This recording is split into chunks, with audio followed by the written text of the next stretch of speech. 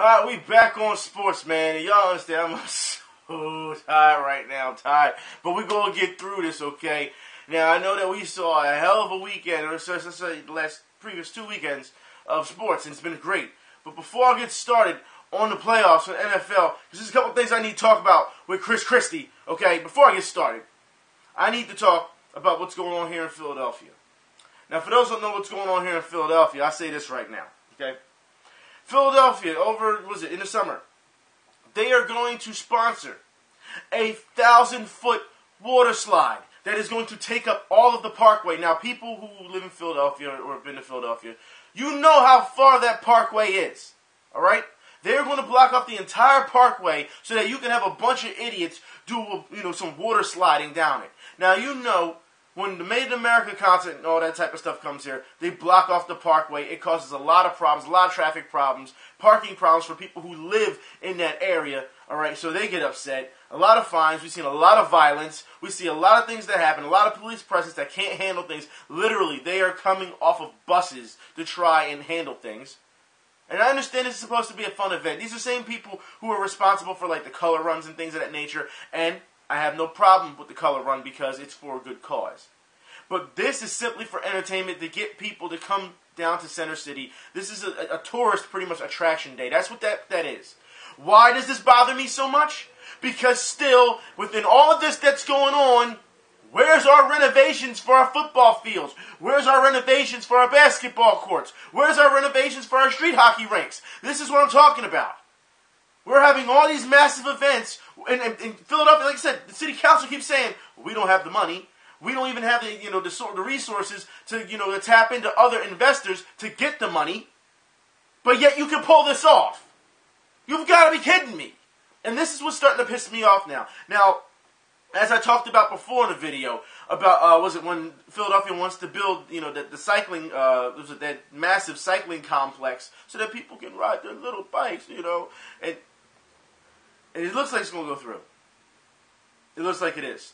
So far, we haven't seen much more. There's been more negotiations about how the cycling complex, they want to turn it more, people have argued with them, and they're talking about turning it more into a rec center. However, here's the problem with that. Won't be no basketball courts there. No. The rec center will pretty much include skating. It will include things of that nature that have to do with wheels. So far, that's what we hear. I will try and keep updated on what's going on with that so I can let you know what's going on. But you know how I felt about that indoor cycling track, because that was a bunch of garbage, and you knew that. But you know what? I want to move on to something better. And I want to talk about the application, for those who don't know, you fitness guys, Charity Miles. Charity Miles, I actually came across this on Twitter. CBS Philly had tweeted it, and I saw it, and I retweeted it. Some of you saw it. And Charity Miles is a really good app now that I got a chance to use it and get some experience with it. What it does is you pick whatever charity you want to work for at this time. And I'm going to run this down because I have on my cell phone exactly what charities.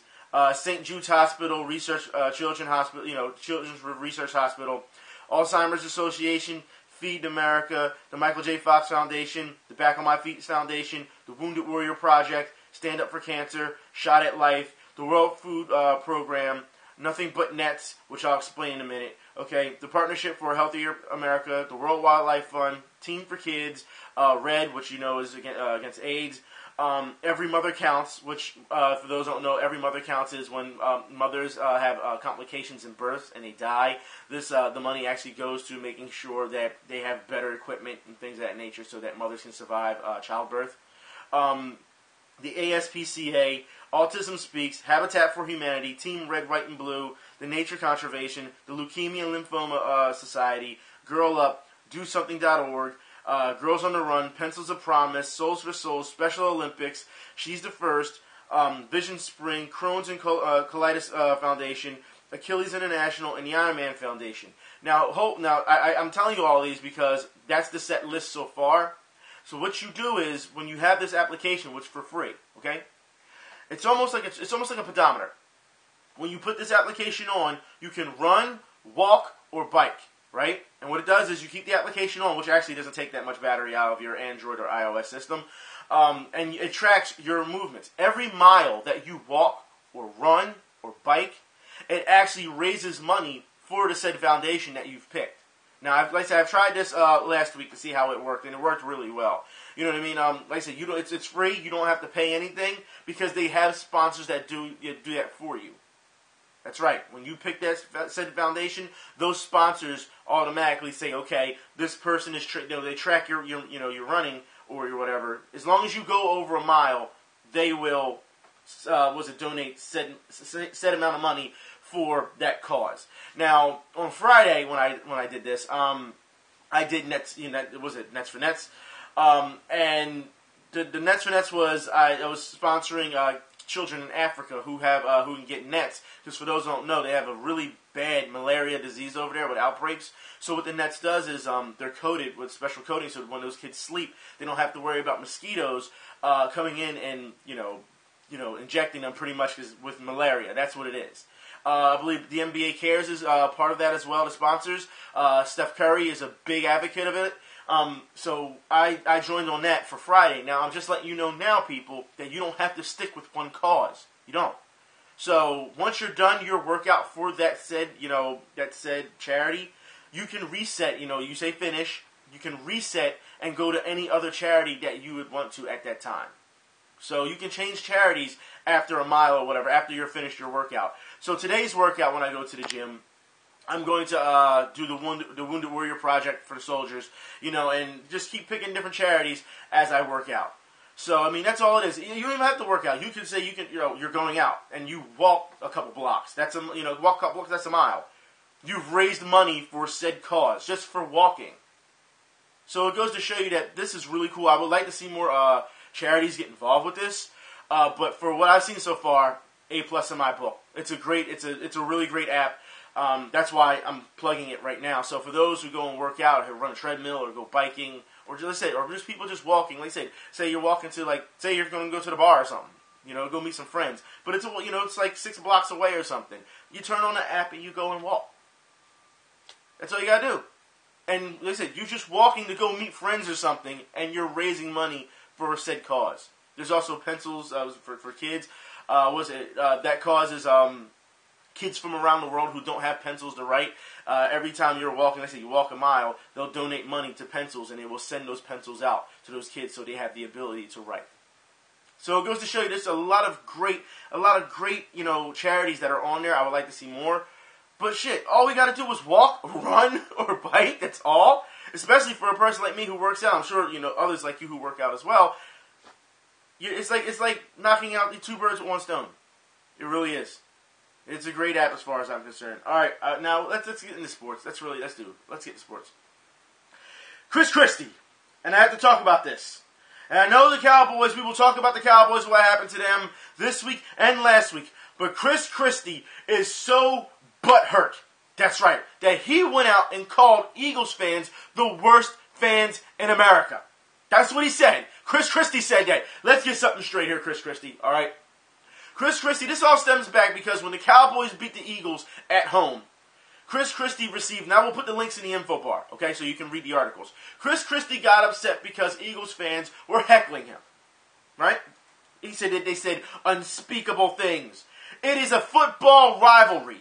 If I walk into Dallas with my Eagles jersey, guess what? I expect Dallas fans to read me the riot act, all right? For him to come out to be next to Jerry Jones and to be in our stadium, which I hope Jeffrey Lurie, that never happens again, and you sit here and you don't think that you're not going to get anyone heckling you, high-fiving and hugging Jerry Jones in our stadium? I don't think so. But since that happened, now he's saying that we are, Eagles fans, the worst fans in America. Worst fans in America. Let's get something straight. Last time I checked, Eagles fans weren't shooting people in the parking lot, as we've seen in the past with other teams. All right, last I checked, I didn't see fans burning down quarterbacks' houses like other teams have, setting fire to lawns and carrying on. We didn't see that, huh? So for you to call us the worst fans in America, if anything, you got a lot of nerve, because you're the biggest bandwagoner fan in America. I mean, seriously, this is Christie, Cowboys fan. Oh wait, that's not it. This is Christie, Cowboys fan. lifetime Cowboys fan my ass. I'm not trying to hear that. None of us are fooled on this. You jumping from team to team to team. And you know what? I shouldn't even have to do this segment because I'm sure the Jersey guys have already jumped all over you. I'm sure New Yorkers have already jumped all over you for it. They don't even want you back. They were saying last night on Twitter, it's a no-fly zone for you. And that you so mad you may shut down the bridges again. And everyone is saying that this is more than likely, politically, involved because you want to, get those votes. But guess what? If you ran for president, you're not getting this side of those votes. New York, New Jersey, they're not voting for you. What you did was wrong. You know that. And to sit here and say you want to keep jawing about it, that's the wrong thing you want to do. If you was too sensitive to take a couple heckles from some Eagles fans, it's not like all of Eagles Nation jumped on you at the time you were there. Not all of them, but a couple. Shows how sensitive you really are. And you're a bandwagon. Real Cowboys fans know this, all right? Because real Cowboys fans, there's diehards there. They can sniff out a fraud a mile away. Matter of fact, they sniffed this guy out a mile away too. Because when you sit here and you try to be part of the team and you didn't give a damn about the Cowboys team until the playoffs and you went and bought a knockoff Michael Irvin jersey. That's right, not Michael Irvin, but Michael Irving. Every team has their frauds, which is why I keep telling every hardcore fan base they have to police their own. And if you don't believe me, Seattle fans, they just went through this not too long ago, right after the Super Bowl. Because if you looked at how many followers they had, and I'm going to show you right now, because they put this together before they won the Super Bowl, after they won the Super Bowl. They are on patrol of how many fans just bandwagon the hell out of them. Which is why fans have to question who's on their side and who's really going to walk away. Last night when Denver lost to the Colts, you guys were messaging me on Twitter and we were watching it. And Denver was down, but they still had a chance to get back in this game. Denver fans are walking out the stadium. And you guys are like, yo, there's still a chance. You have Peyton Manning. Even though he hasn't played well all game, you still have Peyton Manning. You believe in Peyton Manning. This guy has so many fourth quarter comebacks, 2-minute drill comebacks, it's ridiculous. For Denver fans to walk out on the stadium while they're still playing, that's ridiculous. And I understand it was heartbreak, but you don't walk out, especially playoff tickets. First off, let's get something straight here, all right? And I said this about Flyers fans not too long ago, a couple years back, all right? When you are paying for playoff tickets, I do not give a damn how bad you lose. Those tickets are expensive as hell. You stay and you watch your team lose. I don't care if they lose by 20. You know what I mean? You stay and you watch because it's about the experience, and it's also, like I said, it's way too expensive to pay for playoff tickets and just be like, I'm out of here. That's ridiculous, man. And y'all know this. I understand it could be hurtful, it could be embarrassing, but you stay until it's over. That's it. I understand some of you want to try and beat the traffic rush and all. There's so many factors. I get it. But we just jumped on Mike Missinelli not too long ago for this, right? He tried to leave, when was it? When the Eagles were beating in the Giants' head, what did he do? He left in halftime. At halftime. Big-time sports anchor. Has his name all up on these billboards here. He left at halftime. And we all know what happened with that when he wished Victor Cruz, he was laughing at Victor Cruz's injury. We all know what happened there because he did a video on that and everybody jumped on him. Who leaves at halftime? I'm not trying to hear that. Anyways, there are, like I said, Dallas Cowboy fans. I said there's diehards, and we've seen this since it happened because, last week we saw, Dallas in that call with Detroit, and a lot of Dallas fans were like, yeah, well, guess what? Not a big deal. Everyone's saying refs is in your pocket. You just mad. You just a hater, blah, blah. And we saw that. And then we saw what happened this week with Des Bryant. And then the same Dallas Cowboys fans who was mad, or calling everyone haters, were now mad because the refs made that call. Okay? So if you live by the ref, you die by the ref. Just like in basketball, you live by the jumper, you die by the jumper. It's the same thing. Okay? But I want to show you just once, because it's not, let's say, it's not all Dallas Cowboys fans, because there have been Dallas Cowboys fans say, you know what? It has been karma. It's karma. You know what I mean? There are some who can admit it, and of course Detroit Lions fans was like, it's pure karma. Justice. So we've seen it, alright? It's not all Cowboys fans. But when you get Cowboys fans who constantly, become hypocrites, alright? And we're going to talk about this right now. Because one Skip Bayless, you know what? I almost have to give credit to this guy because he's the guy who gets on national TV and trolls the hell out of everyone. And it's sad because that sets a standard. Because as we know, Skip Bayless hasn't been good since when it was cold pizza. We've talked about this before. But watch this. I'm going to put this frame up of back-to-back tweets. All right, you're going to see it. How he talks about with Calvin Johnson. How back then it was Calvin Johnson's fault that he got and celebrated, and that no tuck rule, that didn't matter. But with Des Bryant, all of a sudden you were robbed. This is what I'm talking about. The hypocrisy of one Skip Bayless, or should I say, these type of Cowboys fans.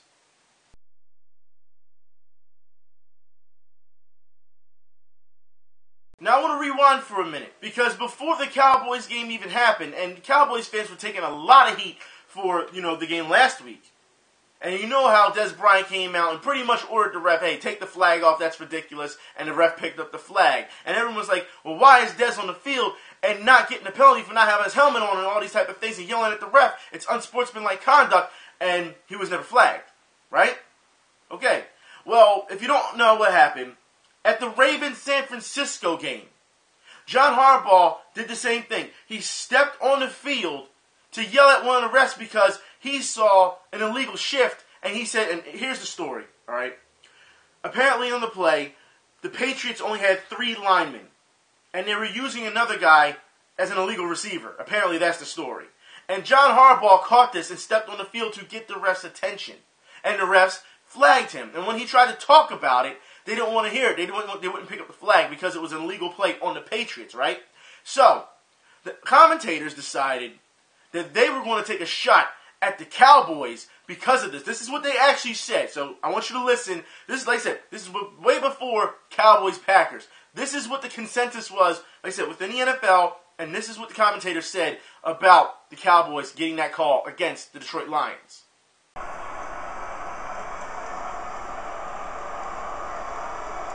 So now Harbaugh and Vinovich, and the crowd doesn't like the fact that this stops the New England momentum. Harbaugh was on the field.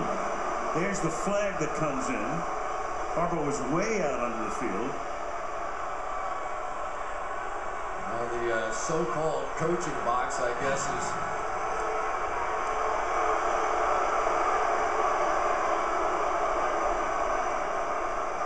Well, John's no Des Bryant.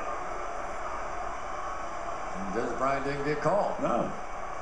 So Cowboys fans, everyone had it in for you after the call of Detroit. So, I mean, it's just one of those things you have to take your lumps, especially on this one. Like I said, and last night, we saw so many Cowboys fans shut down their accounts on Twitter, deactivate it, was blocking people left and right. Players were blocking people left and right. It just seemed like nobody could take the bullets that was coming at them. And I'll put it like this. When us Eagles fans, when we got eliminated, we took our lumps.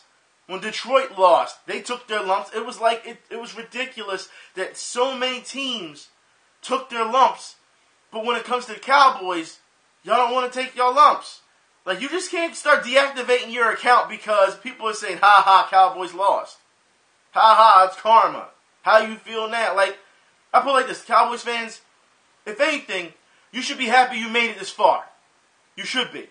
Because if you think about it, at the beginning of the season, nobody said you were going to do anything. They always talked about your defense, and to this day, I still think that your secondary is not worth anything. Ever since you played us in Philadelphia, and you had that 20.1 lead, and you let us come back and score 21 points, what did I say in that video? I said, there's something wrong with your defense. So I didn't believe that their defense could hold up for so long. However, you have to understand that you had a great season. You did. You proved people wrong. You proved the doubters wrong from the beginning because the media kept saying, oh, they're not doing anything this year. And you got that far into the playoffs. Granted, a lot of people are going to say you paid the refs because we found out that ref was on the party bus and all that type of stuff. But this goes to show you that you still had a great season. You don't have anything to be mad about. So when people come to you and they say, ha ha, Cowboys lost, like, yeah, but you know what? No one expected us to get this far anyway. That's how us Eagles fans took it. Last year we had a new coach, a new system. We didn't know what the hell was going to happen. So when we made the playoffs and was one and done, we was like, we okay with that. We should have beat the Saints. We had our opportunities, but we're like, we can't be but so mad. Because nobody expected us to be that good. So that's the mentality you should be taking right now. I'm just saying, Cowboys fans, there's no need to be upset. There really isn't. All right? And I do believe karma did play into it, because after what happened last week, they had to correct this week. I do believe that, it played into it to an extent. It had to. Now, I want to move on. I want to talk about Carolina and Seattle. As we know, Seattle won. Cam Newton tried his damnedest. He did. I'm going to give Cam a little bit of credit here, but that pick six, no. I also have to say something about the special teams coaching, all right? You cannot let Cam Chancellor jump over your line during a field goal, not once, but twice.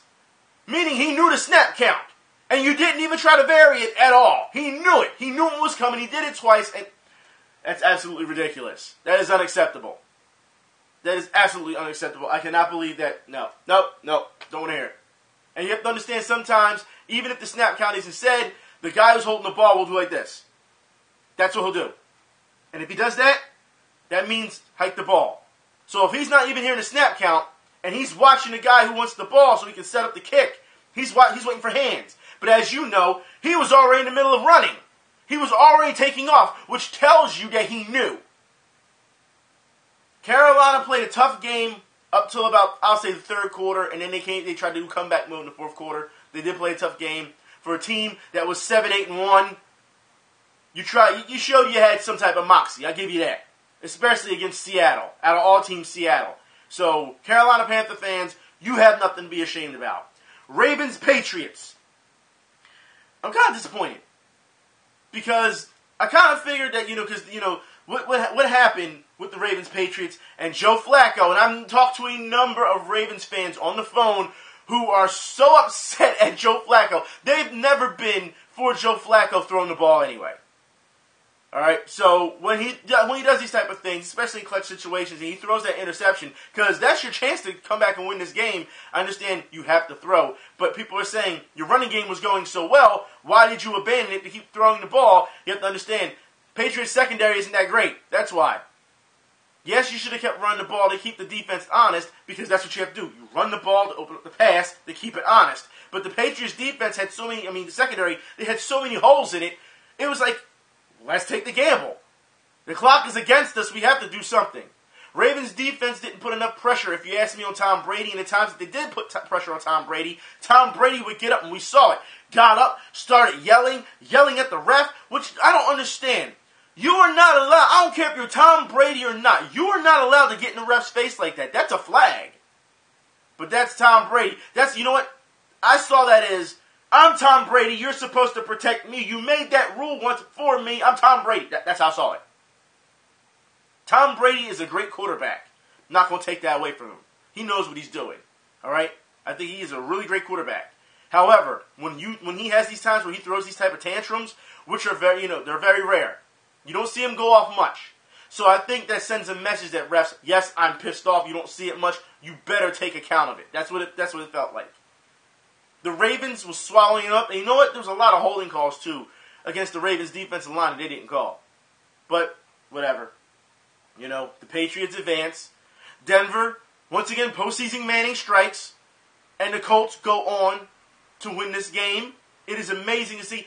Peyton had such a bad night throwing. If you're watching Peyton's throws, a lot of them were ducks. A lot of them did not look like they had anything on them. It's just like, I don't know what happened. He faltered. And it seems like we see this. His record's what now? 10-12 or something like that in the playoffs when it comes to postseason play? It's kind of interesting. So now we have a Colts team who we already know the blueprint with their defense. You know how their secondary is. All right? Other than, Vontaze out there, pretty much you can pick them apart. I think that the Patriots are going to go and beat the Colts. I would love to see an upset and see the Colts go to the Super Bowl. I would love to see that. Andrew Luck, guy can play. He can. I would love to see that. But I really do think that the Patriots are going to beat the Colts and they're going to go into the Super Bowl. And then you have Green Bay, who Aaron Rodgers isn't, as we saw, he is not doing well at all in his calf. I'm sure now that he's got a little bit of rest, he'll be fine. They're going to keep running him till the wheels fall off at this point. But I don't think that Green Bay has enough to beat Seattle. Especially you think. Seattle beat Green Bay earlier in the season, and Aaron Rodgers was healthy. And we talked about this before. He was too damn scared to throw over to Richard Sherman's side. Too scared. You can't do that. If he goes into that mindset again next week, then it's Seattle's game. Aaron Rodgers has to show that he is if he's the MVP, Super Bowl winning quarterback, you throw to him, you target him. You see the blueprint, the slants, you know how to do this. We've seen it all year with Sherman. Cam, even though he gave up a pick to him, Cam wasn't scared to throw to that side. Okay, he got a pick. Guess what? We still going to keep throwing over there. Like I said, Carolina lost, but at least Cam showed heart that he's going to keep throwing over there. That's why I need to see out of Aaron Rodgers this game coming up. I need to see it. Because if he's talking about he's going to relay back to over there, no. Sherman can be beat. Anybody, any secondary can be beat. Any D-back can be beat. You just got to get him. You got to get him at the right time. We've seen it year after, all year. When Cowboys played, was it Seattle? Sherman got beat. You know what I mean? There's a number of players who beat Sherman. I'm not trying to hear this. He's not the greatest. He's not. If some people want to say he's the best in the league right now, I'm sure there's an open argument for that. I think more of it, he's a product of the defense itself, the system. And it's very rare you see Sherman play on the left side as well. Very rare. So, listen, congratulations to Seattle. Congratulations to the Colts. Congratulations, to the Packers. Congratulations to the Patriots. We will see next week. It has been really exciting football. So I'm sitting down. I'm actually, like I said, I have no ties to who plays. I don't care who wins or loses. But it's been such exciting football to see what happens. I just wish that, like I said, I haven't had, and I said this on Twitter, I have more of a problem with the referees, the way that they're reffing these games, than I do the actual players' effort. The players are playing at a high level. They really are. Except that one play with Romo where he closed his eyes and he threw the ball, and he overthrew the one guy and it still hit Witten. That was luck, pure luck. But other than that, it's been great football. And I can't take that away from the NFL. The playoffs has been really fun. And I can't wait next weekend for the playoffs. I really can't. And like I said before in the video, when the playoffs start to dwindle down, the Super Bowl ends, we're all going to be like, damn, I wish football was back. We're going to be that way. Because then we got to focus on basketball and hockey. And you know what? Really, because basketball, it's become such a joke. Matter of fact, the Griffin Force flop of the week, let's get with it right now. College basketball. Watch this kid. And we see it all the time where guys try to take a charge and fall backwards. We see it all the time. But in this case, this kid tries to take a charge, and it's like he was barely touched. It was like someone could have touched him with a finger like this, and he would have fallen over. That's how bad this is. That's how erroneous taking a charge these days have become in college basketball. Let's get to it. Griffin Force flop of the week. Let's see it. Taking too many threes, too many long jumpers, more than otherwise get, and that's what their offense Speaking of basketball, hometown Sixers, for those who do not know, they've been winning quite a couple of games. Yeah, it's shocking. You know what? It got to a point where I was like, wait a minute, you're winning a little bit too much now. I got to that point with the Sixers because it's always been they're getting slaughtered by 20 to 30 points throughout the entire game, and for some reason they start chipping away in the third quarter, and in the fourth quarter they've been making these late game rallies and win by 2 points or 3 points, and they end up winning. And I'm thinking to myself, you suck. You're gonna lose. You suck. It's not about having faith in the team, because if you look at their record at this point, you really are losing just to get a good draft pick. You are. Let's be real here, man. Look, the Sixers are not going to run the table. They're not going to just start winning all of a sudden. And I know some of us are saying, we should be happy that they're winning. No, we do not cheer mediocrity. We don't here.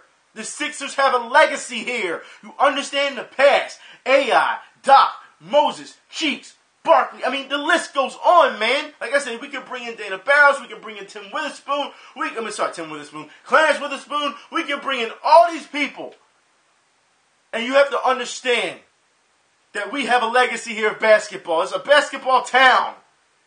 And for you to play this way, whether you're getting wins this week or not, because it's only been this week. God knows, like I said, it's like Jekyll and Hyde. God knows what's going to happen next week. You know what I mean? But when you play like this, and then you still keep trying to say, you're young, I have to talk about this. What did I tell you? When you got rid of Davies, what did I say? It was a bad move for you to try and get Andre Karolinko. I said that. And what has happened? Andre Karolinko said, I don't want to come. I'm not coming to Philadelphia to play for you. He's sitting in New York. There's reports. Him sitting in New York with his family. He's not coming. I will put the link in the info bar. Because he's not coming now, the Sixers are suspending Andre Karolinko for failure to report to the basketball team. Now you have to understand, people, Andre Karolinko is not the first person this has happened to. Danny Granger, when we got him, what did he do? He was bought out. He said he didn't want to come to Philadelphia. What don't you understand? Nobody wants to play in Philadelphia right now. Sixers organization, nobody believes in you. Other than some crazy fans, and it's a few minority who feel, okay, the rebuild process, this is going to go well. No! You got to wait for another 5-6 years just for it to get stable. Philadelphia fans don't deserve this. And for those who say, well, they have been winning since last week, this is what I mean about Sixers basketball. It's not just about winning. It's about the way they play. And I'm going to show you it right now, what I'm talking about. Watch this, girl. This is not basketball, man.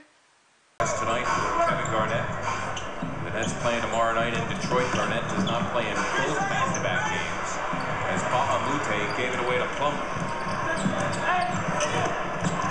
Telenovich gave it to Covington. There's a long throw. Able to grab it with his fingertips, but not much more. Carter Williams against Plumlee. No one missed the slam. And that right there is what you call a series of fail. All in one, 2 runs back and forth. That's all. It's just fail after fail after fail. I swear, if I stream Sixers games with FaceTime so you can see me up on the little corner, all you would see me do is yell at my TV screen because this is what it is consistently. Every night that they play, I'm just like, you've got to be kidding me. And the commentary, they still try to plug it as positive. I can't, it's not positive. I understand that's their job because you want people to come to the stands. When the Sixers won the one time, they had 18,000 in attendance when they beat the Cavs. 18,000. That's nothing. 18,000 in attendance because they wanted to come see LeBron James play until they found out LeBron wasn't playing. And when the Sixers beat the Cavs, what happened? The Sixers said, thank you for showing up, and because you showed up to watch the Cavs and Sixers play, we'll give you free tickets to the next game. That's how bad it is right now here in Philadelphia. It's just, oh my God. It's just, like I said, every time I watch the Sixers play, I do this. This is all I do. Because it's failure at its worst. Seriously, you have to understand, like I said, y'all know how I feel about basketball. I did a whole thing on basketball, how dear it is to me, but it's just bad. You know what? Speaking of bad, I want to move on to boxing. I want to tell you how bad boxing is getting. Yeah. Because when you start giving people titles, and I've always said this, I think there's too many titles in boxing. You know what I mean? You need to lessen up the titles so that you can, have room for the really elite fighters. If everybody has a title, if you look at the number of titles that are around in the sport, there's way too many titles to be going around. Anybody can get a title, it seems like, at this point. For those who don't know what I'm talking about, this fight coming up that I'm going to show you, I want to show you exactly the keys to winning this fight. And I want you to pay attention to the guy on the right. Because, of course, they're showing what this person has to do on the left, what this person has to do on the right. The champion coming in with only one successful title defense says that he's never been in a real fight. That's right. So, that's the key to success here. I'm going to show you the screenshot right now. You can see at the bottom right where they're telling the guy, get into a real fight. Go out there and get him.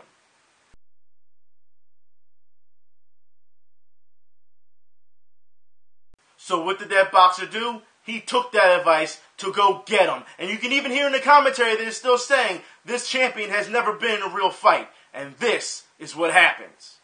No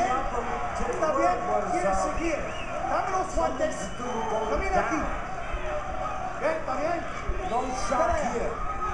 They have never been in a real fight. And you want nothing but a bunch of guys that were taken out of the graveyard. And Baker's in trouble again. Flat on his back. He's out cold, and that will do it. What a win for Francisco Santana. I don't understand how you can be a champion and not be in a real fight. Seriously, there's a difference between a real fight and a down and dirty fight as opposed to a boxing match. Now, if anything, knowing that this is your opponent, you would scout him out. And also what you would do is, like I said, you'd watch film, and then what you do is when you get into your sparring sessions, you have those type of fights. You let those guys get dirty with you. I'm going to give out a secret, okay? I'll give out the training secrets, all right? When you are fighting, you know that your opponent is either faster or stronger. What you do is when you go into boxing and you spar with your opponent, you go get somebody bigger that can hit, who can throw. If you're a lightweight, you fight someone that's a lot heavier than you, who can throw harder than you. Why? Because you're sparring and you're being able to take that power, enduring that power. If you're fighting someone who's faster than you, then what you do is you find someone who's lighter than you, who has speed. So regardless of what the situation is, regardless of your opponent and what they can throw, you fought already somebody in sparring stronger and faster. So this guy should be a cakewalk. That's what it should be. You should set your game plan. And it seems like that's not what this guy did. And it's kind of sad because, look, things happen, guys get caught, it happens, all right? But clearly, if this guy has never been into a fight, and apparently that guy got the memo, and he's going right after him, that should tell you something. And it's kind of sad to see.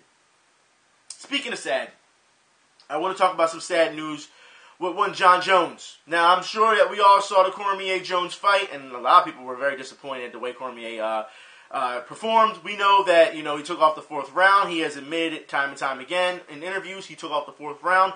Why you would take off in the 4th round is beyond me. This is a championship fight. 4th and 5th round are championship rounds. You should be going all out. You should know this.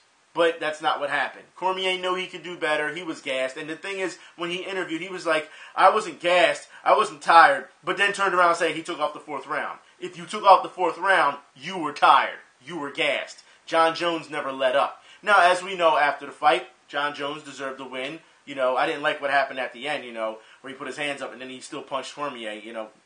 That's just bad blood. I thought that was unsportsmanlike. But, and I know a lot of people say, but the bell didn't ring. It didn't. Bell didn't ring.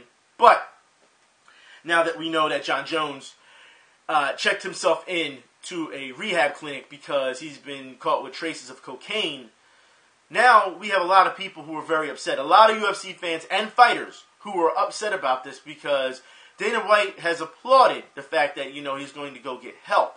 But he hasn't been stripped from the title. And people want to know why not. He's their golden boy. That's why. Because if you think about it, other fighters have been taken, they've been fired from the UFC for less. And when that happened, the memes started.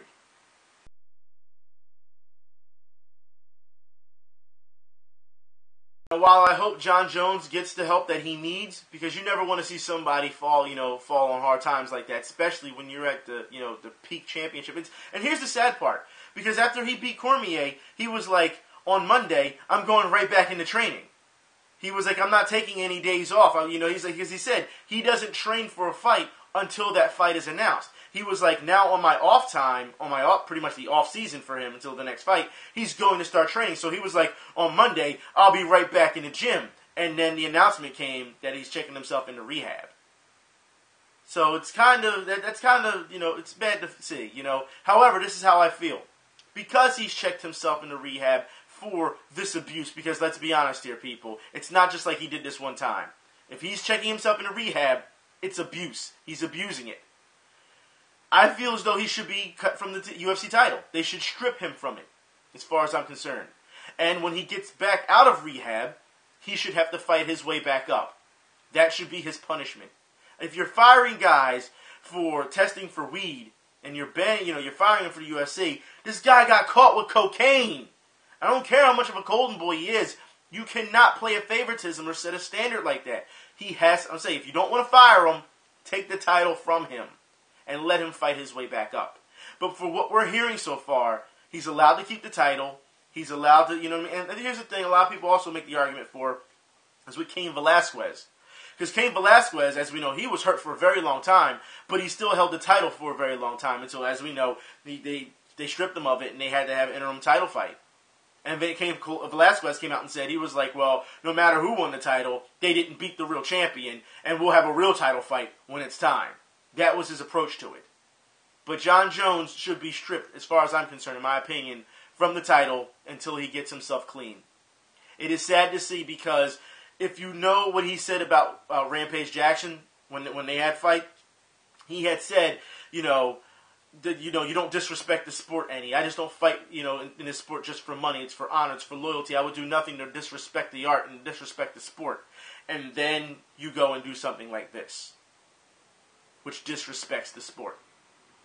So, while he admits he's wrong and he apologized for everything, we've seen the real Jon Jones.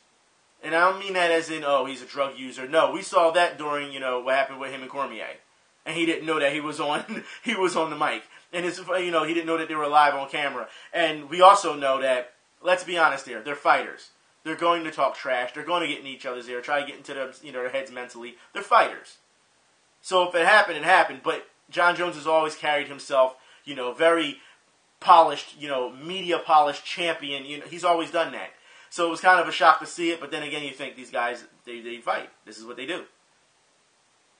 It's just sad to see that he's fallen on such hard times. And you know what? Maybe it's the pressure of being a champion. Because when you're a champion, as the old saying is, you work so hard to get the champion, but it's even harder to keep retaining it. And for him to retain it for so long, maybe it was getting to him. We don't know. We have no idea. Maybe he thought he was invincible and just started doing drugs. We don't know the whole story.